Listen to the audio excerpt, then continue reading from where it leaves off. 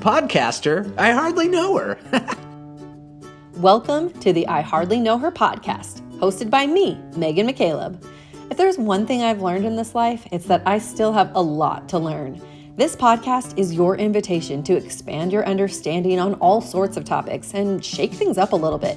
Listen in and learn something new from the stories, professional insights, and a wide range of expertise shared by me and my incredible guests. And remember, my friends, you don't have to be a big deal to do big things. Today's guest, Stacy Ennis, is a best-selling author, coach, and speaker on a mission to help leaders clarify their ideas and harness their unique story to make an impact.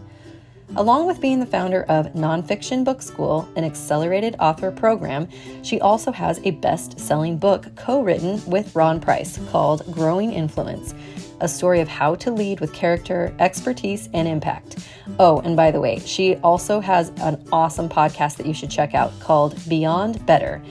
You can learn more about Stacy at stacyennis.com. Hey friends, really excited to be here today with today's guest, Stacy Ennis. And she has a really cool story, and honestly, it has a lot of very powerful tools that I know are very beneficial for a lot of the people that I coach in the speaking space and people who are really looking to expand their platform and stand out as the authority in their field. And she just has really yummy energy. So I'm excited to bring her on and share some insights about what she coaches on. And she's doing that whole thing. You know how we say we want to live a life by design. And I was connected to her by a friend, a mutual friend in Boise, Idaho, where I live. And she lives abroad and is adventuring and running her business in a way that she is creating on her own terms. And so I thought it would be really fun and inspiring for us to hear that is possible. You guys, you got to dream big and you got to start executing.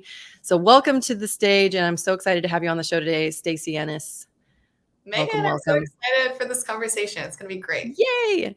So I really just want to kind of start off. I was so excited when we got connected and I was nosing around your Instagram at first and kind of, doing the usual troll things of seeing, especially when someone's like, oh, I thought you guys would be a great connection. And then I'm like, oh, I wonder what things sparked that. And so we definitely have a lot of like parallels as far as speaking, having published books, although you're way ahead of me on having multiple books and all sorts of amazing things. And you guide people into their own creation of books. But I would love to hear a little bit about the journey that got you to like where you are at present day, of like what took you to I know you're near Portugal, but how are you fulfilling the life of your dreams, as it were? Yeah, so it's interesting. I mean, I grew up in Boise up until I even went to Boise State for my undergrad. So like my whole young life was in Boise. And I met my husband in my undergrad, and he had this plan to move abroad. And it was very dramatic because like he was going to leave the country, and I was so sad because I met this great guy. And then he decided to stay and do his master's degree. And he's like, but the deal is you have to come with me. So we're going to leave the US when I'm done with my master's. I was like, okay. So we moved to the Dominican Republic as teachers at an international school, moved to Vietnam after that, taught there. And then I went to grad school, came back to the US, went to Cincinnati, University of Cincinnati. And I think we always kind of held this dream of going back abroad, but then we had our babies. So we were back in the US for 8 years. And all that whole time, we just really held on to this dream of living abroad. And I had been kind of building my business along the way. So in all these countries we've been in grad school, and it started to kind of take off in graduate school. And I always held this base to the business that like the business has to be with me. Like it has to be able to move to wherever I am. And I never want to be stuck anywhere. I want to have the freedom to go anywhere and work anywhere and be anywhere. So I built from the beginning, that's what I built. And so fast forward, we moved to Thailand in 2018. Big disaster. So many good things, but there were so many really, really hard things about living there. And we ended up leaving after 10 months and coming back to the US for a little bit for visa stuff, to Portugal. And we've been here for 4 years. Oh, Um, wow. and it's been a cool journey because I think there's a lot of fear tied into moving your family abroad and will my Mhm. business, will it drop? Will it at least maintain? And what's been amazing is my business has grown and all of the like so many amazing things that I never could have thought were like I didn't even envision that we're living now today. Oh, wow. I think that is so incredible. You said a couple of things that just really stood out to me. First of all, you have been working on this for a while. Like these things are not overnight successes. These are things that you have to cast a vision and hold on to the vision, allow some adaptability in there. But you really, it sounds like, stayed true to like, okay, these are the goals. These are where we're heading, and still chipping away with all of the different things as you could. And and and still just like making it happen. Like people, I think, yeah, there's a huge fear of like, will business slow down and whatever. And like the globe is connected with the click of a button. I mean, really, like how much, I mean, a lot of your work is done virtually, right? Do you have a lot of local clients, or is it a good mix now that you kind of have your roots down there? Like, where are you feeling that growth within your business space? It's interesting. Most of it's virtual, but sometimes we, either me or my team go to clients. In the past, when I was younger in my business, I used to think it was so cool to travel all the time and like be on the road for business. And now, to me, one of the most amazing things that's happened in my business is that clients come to me now. Like they will Mhm. come to Portugal to work with me. Oh, And I, wow. I just think that's amazing to be able to be here with my family and that people will literally travel across the world to come and work with me in person. So sometimes they'll come here, but a lot of times we're virtual. So I get to do a lot of it Yeah. on Zoom. It's Yeah. amazing technology. That is so great. And like the barriers of maybe that is just because when we grow up in one little community, and I am so guilty of this because I was not only born and raised in Boise, Idaho, but I still live here. I've never actually lived Oh, where anywhere you else. stay? It's an I've amazing place to live. It's So great, and it's a great place to raise a family. I love it. I love all the recreation. My whole family lives here again. Some of them moved away and came back. And a lot of the times when I've traveled, then I come home and I really actually appreciate like this is where it is such a great place to live. And yet, sometimes even in my own business mindset, I'm like kind of in this cocoon of like feeling like, oh, I didn't know exactly how to scale for the longest time. And I would feel like there was a lot of barriers, and that I had to travel in order to be treated like, especially as a speaker. And this is something we work with a lot in the speaking space, is like sometimes you get treated a lot differently when you are flown to like an event in another state and you're sort of like the out of state yeah. like expert versus how you're treated in your own community sometimes. And so there's a lot of growth and learning. And yet, yeah, having that, you are like living proof of being able to put your roots down where you want them and create something that's thriving even more than you might have imagined as Yeah. you started that. That's so amazing. I love that perspective. And that feeling that you have when you come home. What's interesting is I feel that now in Portugal. Oh, So wow. that feeling of like going away and coming back. And I didn't know I could feel that in another place because we'd never been anywhere long enough to have that experience. But we've been here nearly 4 years now. Mhm. And, I think it's really important that like sometimes we might have a mindset that like, oh, you should go out and like maybe try to live somewhere new or, have different experiences. Sounds like you travel, which is amazing. And you get that kind of world experiences. But I think it's really important that each of us like find that home that aligns for us. And for Mm, many of my friends back home, that is home. Like Boise yeah, feels very aligned for them. I yeah. always felt a sense of discontent. And Mm. I wanted to like go out. I always had this dream of moving to New York because I read The Babysitters Club growing up. Yes. Stacy, the main character who has my namesake, she was always going to New York. So that was my dream. But I think I always felt this like restlessness. And so for me, it didn't feel values aligned to stay. But for so Mm, many people, it does. And I love that we all get to be intentional in that like decision of where we are, but then yeah. also to know that we always have opportunity to shift or change or like if you do have a dream of going abroad, it's completely possible and doable. Like it's absolutely Totally. something that you can make happen. Yeah. Oh, totally. And sooner rather than later. I feel like at least one good change in the world these days has been like not waiting till retirement or quote unquote retirement to like Yes. start traveling, like create the life that you want now and take the opportunities and make the opportunities. We have to actually be, like you said, intentional about like where we put ourselves and how to maximize our existence. I think it so we feel like we're in alignment. I would love to hear, shifting gears a little bit to like, I want to know about your book space. So did you write a book first and then you were like, oh, I could help other people do this? Did you help someone, like which came first, the book or like, I'm like the chicken or the egg? How do you say that in regards to publishing a book versus helping people publish books? But I want to Well, hear your journey in the author space.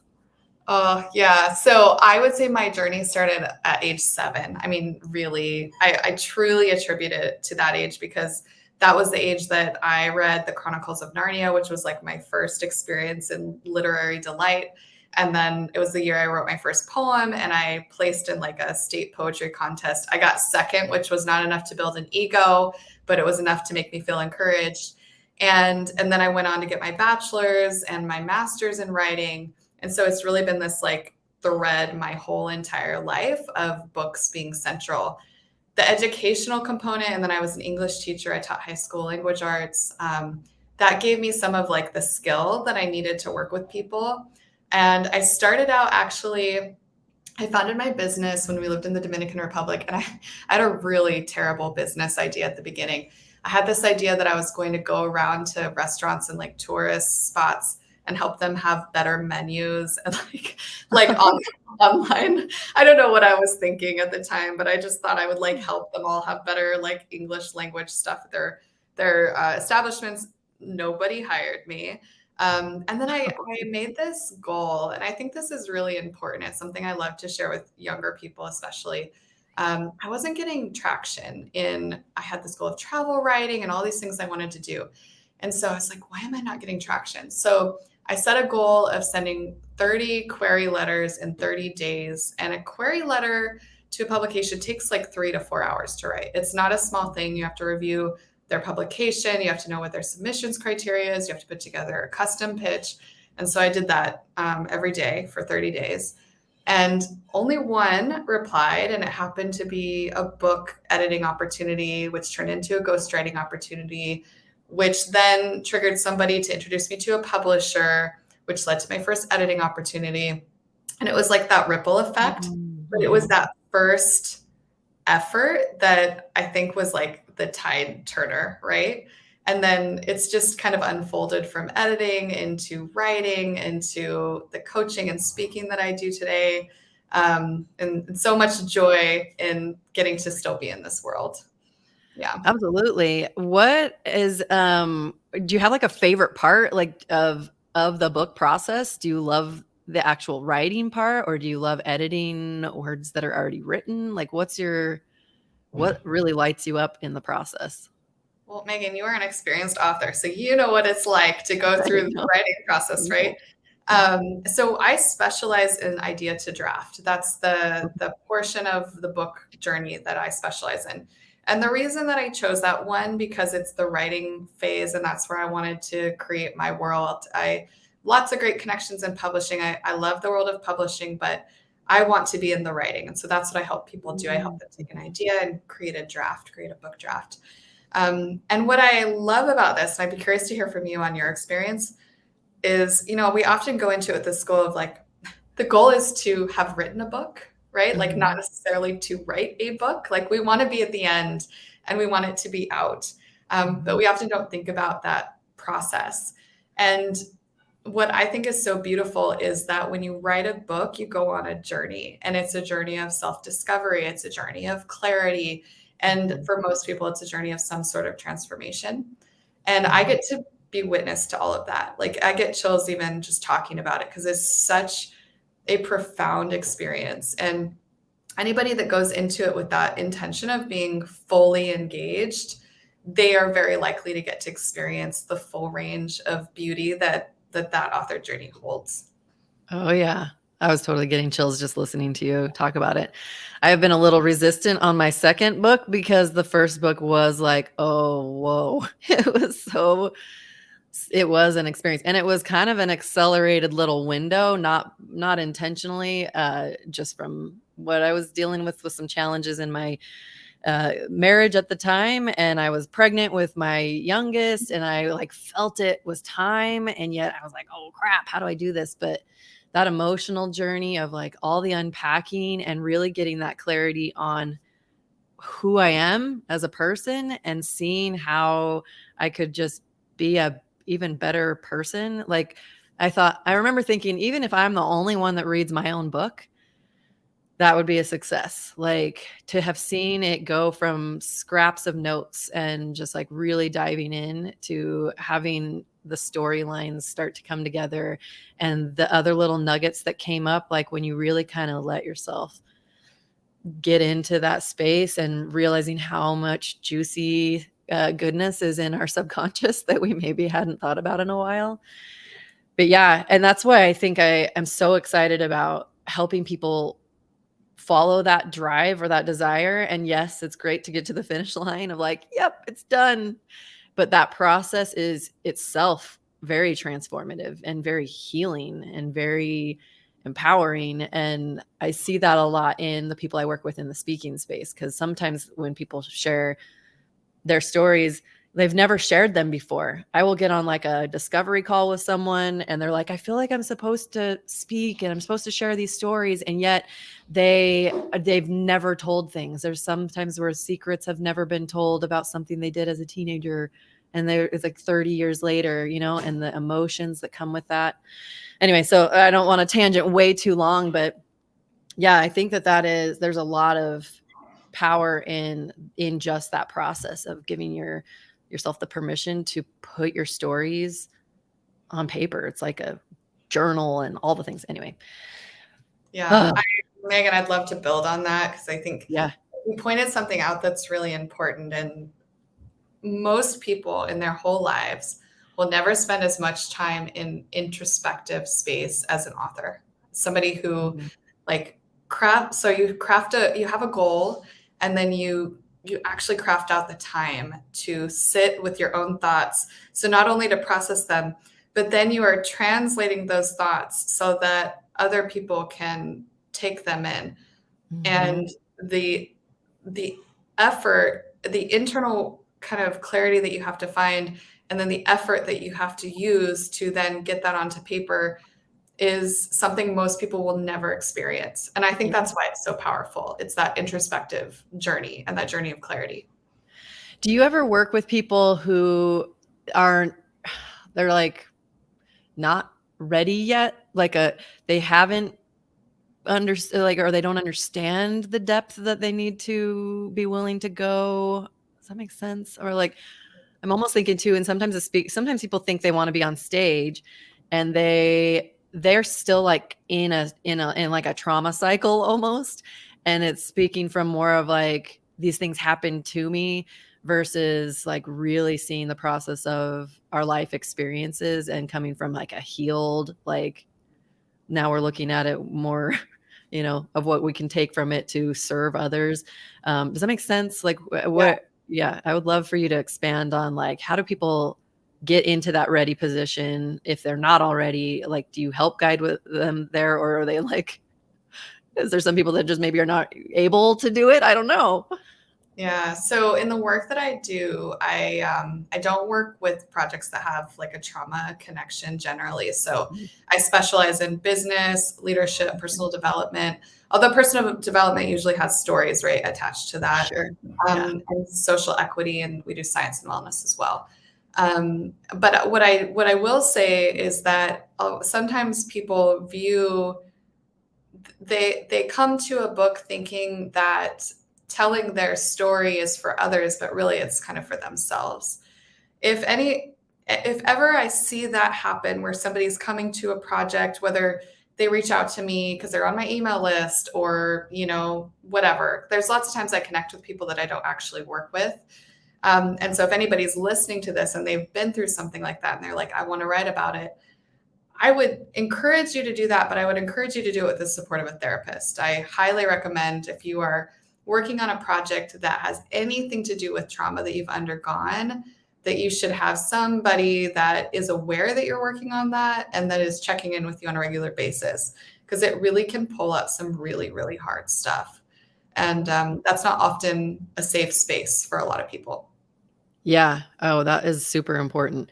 And yeah, that's kind of pulling some things back to like a lot of the space of where my coaching clients are for speaking is they're usually very seasoned experts in some industry, and they're really wanting to have control over how they spend the rest of their career. And a lot of times they're either stepping away from corporate, doing their own thing now, or whatever type of a hybrid. Some people still want to just be in their space, but they want to elevate the impact and share some of those personal stories. So it's an interesting balance, I think, to find both like what fuels them as their individual stories and how to share like enough insights so people understand that they get it. You know, we don't want on stage, like nobody wants to just hear just data.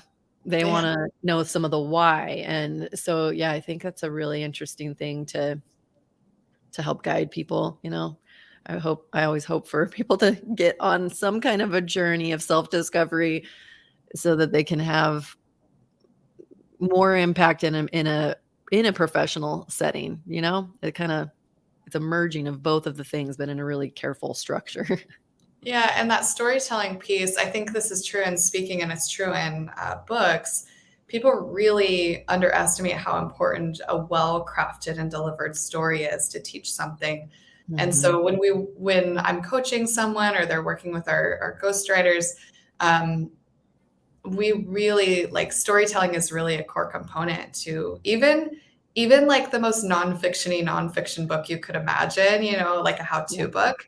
Yeah. It still has storytelling elements to it. It still needs to be the reader still goes on an emotional journey, even in a very like strict prescriptive how-to book. And so that's a question that we're always asking people and pulling out of them is like, where is the story? What's that through line, just like in a play that pulls through from the first word to the last word. And that can be I think hard sometimes to find that balance that you talked about, but it's through that effort and that awareness and that clarity that you find that you eventually arrive at that right balance. Yeah, that's so cool.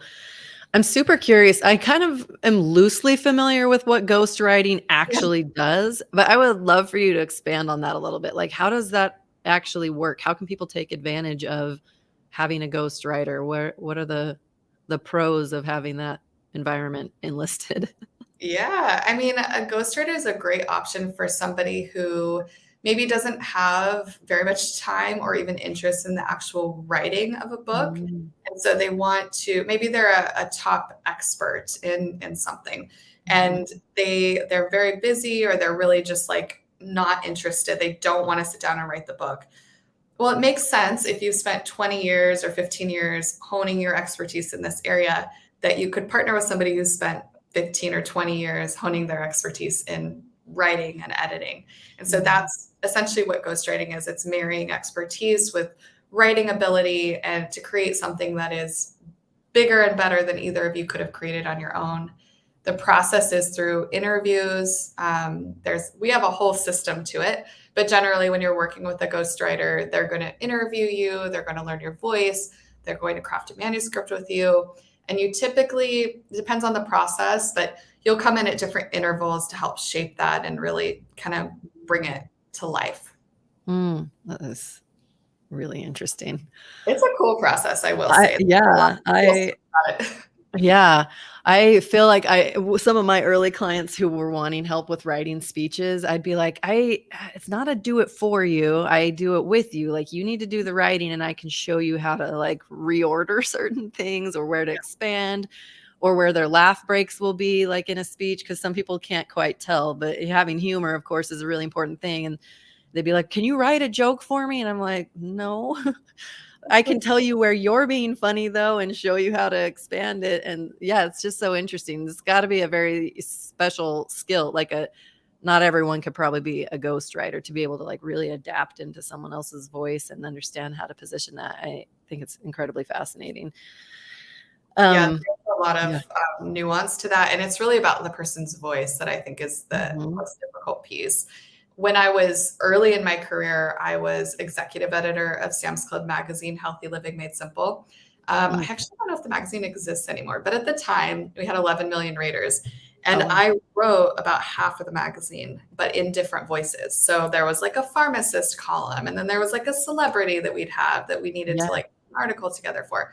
And so from that, I learned how to like voice hop, and I had to learn how to do it quickly because before I started working in magazines, it would take me like 2 weeks to write an article. And then when you work in magazines, like the article is due yesterday, and so you have like 2 hours, you know. Yeah. And then now I can write an article that used to take me 2 weeks in literally 30 minutes, and it's better than it used to be. Yeah. Oh, So I'm sure. you know, there's that development of the skill and then that ability to shift and change between voices. And it's hard to find like the developmental track for that. That's why I think Mhm. real like great ghostwriters are very rare because it's not like you go to ghostwriter school, you know, like Right. you have to happen to have like some things line up to make you, I think, really great at it. Yeah. Oh, yeah. I can only imagine. I have written articles actually in the past, but they were all by me, and they were for different publications and stuff. And it was interesting sometimes if I had to change the tone. I would write articles for like fire agencies for FEMA programs fire magazines versus like Greenbelt magazine in Boise, Idaho, where it was like local businesses. And it was super fun to learn how to share other people's stories. And I 100% know that all of them sounded like it was me writing, I'm sure, just because of the types of terminology I use. And I'm like, I did remember sometimes to edit out like super fun out of like the fire articles, but it was hard. It was hard for me to resist like being very me. Um, okay, so in general, story sharing is so powerful, and it's such a huge, I think, a huge, widely accepted thing for people to share their stories and to feel like their voice matters. I'm curious, as you work with clients, especially if they're using it as a way to kind of magnify their message in their area of expertise, how are they able to quantify success by merging having like their story out there? I mean, obviously I'm using that kind of loosely because it doesn't have to be as like heart opening, all the gut wrenching things if it maybe is a certain tactical book for a business. But talk to me about like some of those shifts that happen when people are leaning into that space of having a book as part of their platform. Yeah. Well, as you know, it's a very vulnerable thing to write a book and share any aspect of you, even if you're not sharing a hard story.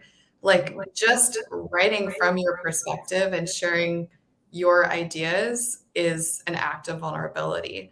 And I have so many stories of, you know, times that I've sat down with CEOs of major companies who have shed tears um, as they have worked through the book process because there is a vulnerability just in that journey. I think part of what makes the book writing process so powerful is yes, at the end you have this like ticket into opportunities like Keynote and other things like that. But I think part of it is that you start to actually develop that voice. You start to learn how to tell your story. And through telling that story on the page, it makes it a little bit easier to tell it on the stage or, you know, in a client call or in other opportunities that it comes up. So I think that that piece of it is really, really important. I think the other piece, especially for women, true for men too, but certainly for women, um, from a very young age, we are taught that our voices should stay small and Mhm. that we should play small. And it can be really uncomfortable as a female writing a book because suddenly you're asking to be seen. Like Mhm. publishing a book is a request to look at me and like hear me and see and read and like acknowledge me. And for a lot of women, that's a really, really uncomfortable even just to say I'm writing a book, and certainly that book has something to do with my story. It's just it's an incredibly vulnerable act, and I think there's a lot of growth that happens in those vulnerable moments. Oh, yeah. Oh, I'm sure. Oh, I have noticed quite a few women in my social media network that are like saying they're writing a book, and then it'll go weeks, months, all this time starts passing. Sometimes when I see that, I like try to support and I kind of check in. I would love to hear your perspective on like when someone's really serious and like really wanting to accomplish it, how vital is it to have guidance, or how many more people are successful in actually getting it done if they have someone working with them for accountability and like framework versus people actually getting a bunch out there as self-published. I honestly don't even know what the ratios might be, but can you speak a little bit to how do we get more people to feel like they can get to actually putting in the work and turning it into a thing instead of just talking about it? Yeah. I mean, I have tried to find the data on how many people, I know that about 80% of people want to write a book. I know that data point. Oh, What I wow. haven't been able to find is the percentage of people who follow through with writing their book. But from the digging around I've done, I think it's about 1% to 2%. So I think it's a pretty small percentage of people. Well, I know it's a small percentage. I'm not sure how small that percentage is, but it's minuscule. Yeah. And I mean, it's like any other goal, Megan. We set a goal, and if it's big, we're pretty unlikely to accomplish it unless we have accountability, we have a structure around it, we have a clear plan, we have metrics that we measure, and we have put some skin in the game in some way. So it's like any other goal that we set. Writing a book for a lot of people feels really big. They have been fed a lie that like this magic fairy comes to their house one day and like sprinkles genius dust on them, and suddenly they just sit down and write a book. And I think what people don't realize is that actually there's a lot of discipline that is really like the crux of being successful. Discipline and planning. Planning meaning I fully articulate my book idea, I fully outline my book, I create a clear writing plan for myself with deadlines and dates, and then I execute that with accountability. And so it feels frustrating to a lot of the people that I talk with when they say, I sat down, I had this great idea, I got like 5,000 words in, and then, I just put it away. Or even some people, this is really common, they get to 20,000 words, which is a little less than half of the average book length of a nonfiction book, about 50,000 words. And this is a well-known abandonment point in the industry is 20,000 words. It's when a lot of people give up. And it's because they can get a lot of creative energy to get those 20,000 words done. And then they get there and they're like, I don't even know if this is like making sense. I don't know what to do from here. And so they just put it away. And I feel like it's just a shame if you've taken a little bit more time at the beginning to plan, all of that energy that you used would have been in the right direction and you would have had a clear path to finish. The key that I see for a lot of people is a knowledge gap, a skill gap. They think because I can write a book. They're two totally different skills, completely different skill set. And then the other piece is this myth that you have to be this like lonely writer doing it by yourself. Where actually like it can be super fun and you can have accountability and support either with a coach like me or even with a friend that you regularly check in with each other and support each other along the way. Oh, I love that. Oh, there's so many good nuggets in there. I'm curious what, so on average, when someone is starting, let's say more the right way, meaning they're really intentionally like, okay, I'm entering this space and I want to plan. Is there like a good range of like how to understand what that type of time commitment is? Like what's a realistic deadline? Like I'm curious if even mine was normal. Because mine was short. I mean, it was less than 5 months from when I said go to it was in print. But Wow. I hired a team so that it would have editing, proofing, the cover, like all the things.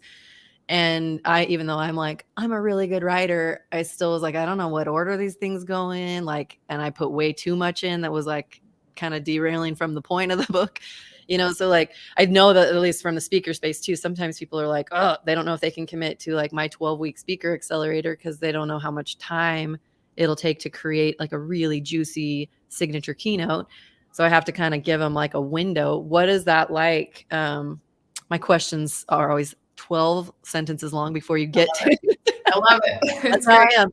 And so like, yeah, how does that, what does that look like? I'd love for people, if they're kind of going, man, I feel like there's a book in me, like, what are some general parameters you can give them so they can digest that as it might fit for them? Yeah, so I'll give you an average, but let me just say first, some books can come fast and fiery, hopefully with some planning. And some books can take a really long time. Like one of my favorite books, actually by a Boise author, Anthony Doerr, All the Light We Cannot See, took 10 years. It took him 10 years from start to finish. It's an amazing book. It's also a novel, which is a bit different than nonfiction. But when I coach authors, from idea to finished draft is roughly a 6-month period. So that's the container that I typically work within. And for me, that's pretty true on my own books as well. The timeline, so then if we could then blow that out a little, let's say you take about 6 months from idea to finished draft, and then you have another roughly 3 months for the editing process. So we're talking about 9 months. And this is like without blowing your life up. This is my time frame. If you want to still have a functioning existence in the world, you want to do your job and all those things, you can do it in about this time frame. And then if you're following like the full publishing path that includes all the marketing and all of that, that's about a 9-month window as well. So my recommendation generally, if you want to stay sane, sounds like you were able to stay sane in yours, so that's great. Stay sane, create a great book, and give yourself ample opportunity for a successful book launch is about 18 months total. Okay. Yeah. But you can start marketing way before that. You can use that book early, like as soon as you begin writing it. So it's not like you need to wait to get the benefit of that book, but that's about the time frame that I recommend. I love that. Well, and I think that actually is a perfect parallel too to speaking. Like as soon as people start speaking, they start getting clarity on their topic. I'm like, you better start referring to yourself as a speaker. Yes. And start creating that energy around the vision that you are building. And then I think it gives some additional layers of accountability of just like putting it out there. And yeah, I think that's amazing. I know you specialize a lot on like that writing and that launch mode. Do you have other partners then on your team that do those other elements as far as like, oh, I don't even know how to do the cover, or I don't know how to actually get it to print? Like what are some of those things available through your team, or do you have partners that do things like that? Yeah, I have partners I refer out to on my team. We stay in that idea to draft, although we have some clients that we do annual retainers for content strategy, and then we write their articles for them, usually for major publications like Fortune, Forbes, things like that. But generally, we're either ghostwriting or coaching. I have a 6-month writing program, so I'll start my next one in September of this year, 2023. And then my team, they're amazing, but a lot of them are working kind of more internal. So I have a marketing person that she does like podcast production and those sorts of things, and an ops person. They kind of help keep like the program running smoothly and the client work running smoothly. And you know all that it takes, Megan, to run all the things in a business. So they make it possible. But lots of partners for publishing and that sort of thing. Yeah, for sure. Okay, cool. Yeah, I want people to just really be able to like start imagining that. I know I hear that all the time. Almost every speaking client I have also is like, oh, I feel like there might be a book, down the road. And I'm like, oh, it doesn't have to be so far down the road. It's not as out of reach as it might sometimes feel. Kind of as we wrap up here a little bit, I want to hear about what do you witness from your clients? Like, what is it like to see them shine in these new ways, have these different accomplishments where they're, excelling and expanding in their business by having a book under their belt and having this platform? Can you identify like changes in how they carry themselves, how they are as business people? Talk to me a little bit about like what you get to watch as as the show unfolds? It's awesome. It's so fun. I get so much joy out of seeing people, like the transformation that occurs when their book comes out. I've had many clients who doubled their revenue. They've gotten keynotes. They're getting like more client work than they can handle. And Mm. I think like the book, yeah, that really helps. And of course, especially for keynotes, it's an important like ticket to the stage. But I really feel like a lot of it is that like that journey to confidence that they go through. Many of them are pretty confident coming in. It's not like they'd walk into a room and like hunker down, but it's like that fully stepping into, this book. So when I work with people, the book is a catalyst. The book is not the end goal. That's part of why we really focus on personal development, business leadership, social equity, things like that. And so when they say yes to their book, they're not just saying yes to writing a book, they're saying yes to that big vision that they have. And that book is in that sequence of how they get to that big vision. And so what's so cool is I get to watch them on that road, and it just, I don't know what else to say, but it just gives me so much deep joy, Megan. It's almost like a proud parent. Like, oh, it's just so wonderful. And I get to be part of that. Like, how amazing is that? It's so I love cool. it. Oh yeah, I love it. I get chills again, just like knowing what that must feel like and seeing like With people's your demeanor speakers. shift. Yeah.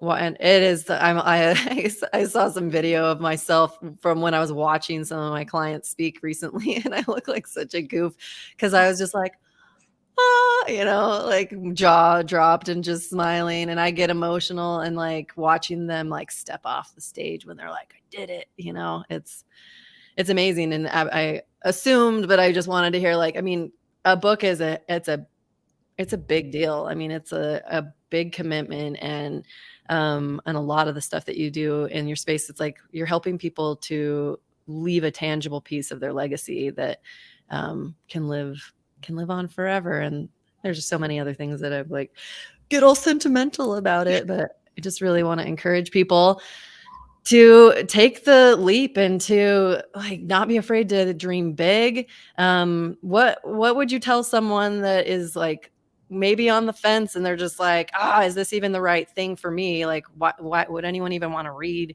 what I have to write? What are some words of encouragement you might say to our listeners? Well, the number one thing I hear from people is like, oh, I'll wait a couple years until I've done XYZ, or until things get easier, calm down. I hear this so much. It's always like putting off, putting off. Mm-hmm. And I would encourage anybody who has a story to share, or they know, like they have that feeling, you're wise, if this is the right next step for you, if it's that thing that's going to be a catalyst event for you to reach where you want to go. So if that's your feeling, I really encourage you to trust that inner wisdom and know that, at least this has been true for me. I'm not sure for you, Megan. I would be curious to hear, but the things that like scared me so much when I said yes, I knew it was right, but I was terrified. Mm-hmm. Terrified. Those are the things that turned out to be the best things I've ever done. And I think there's something to that. Yep. My finally short answer for once is 100% agree. It is definitely the scariest things that I'm like, oh yeah, that was the right thing to do. even though they're very hard. It's been such a pleasure to have you on the show, Stacy. You've had so many helpful nuggets and really great insights. I hope that inspires people. You guys, if you are listening out there and you just want to learn more, you can at least start by gathering some information. You can check out stacyennis.com. I'm also going to drop some other ways that you can connect with her on social media. So check out the show notes. And I am just, I appreciate you being on and being part of the podcast. And thank you everyone for tuning in, and we will catch you next time.